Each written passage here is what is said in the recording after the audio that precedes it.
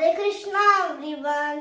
Do like my video, subscribe my channel and hit the bell icon. We are in 10th chapter Vibhuti Yoga. Now I am reciting 21 to 30 slokas. Aditya namaham Vishnuhu Jyotisham Raviram Shumam Marichit Marutamasmi Nakshatranamaham Shashi Vedanam Samavedosmi Devanamasmi Vasavaha Indriyanam Manashchasmi Bhutanamasmi Chetana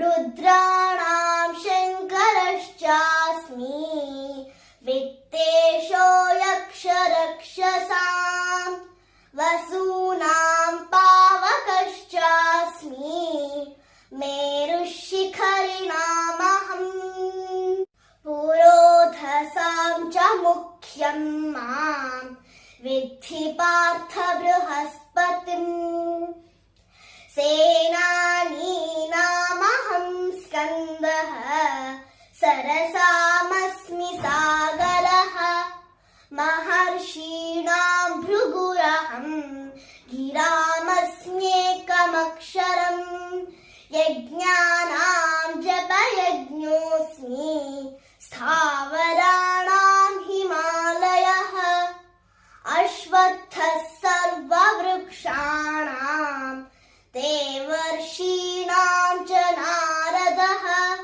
Gandharvanam Chitrarathah Siddhanam Kapilo Munihi Uchchaishravasamaśvanam Vidhi mamamrutodbhavam Airavatam Gajendranam Naranam cha Narathipam Ayudhanamaham Vajram Dhenunam-asmi Kamathuk Prajanashchasmi Kandarpaha Sarpanam-asmi Vasukihi Anantaschasmi Naganam Varuno Yadasamaham Pitrunam-maryamajasmi Yamasayamatamaham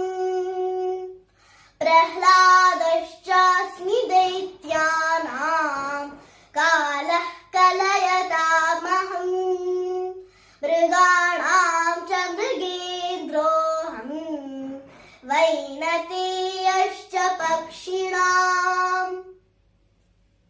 Do like my video, subscribe my channel and hit the bell icon. Hare Krishna to all.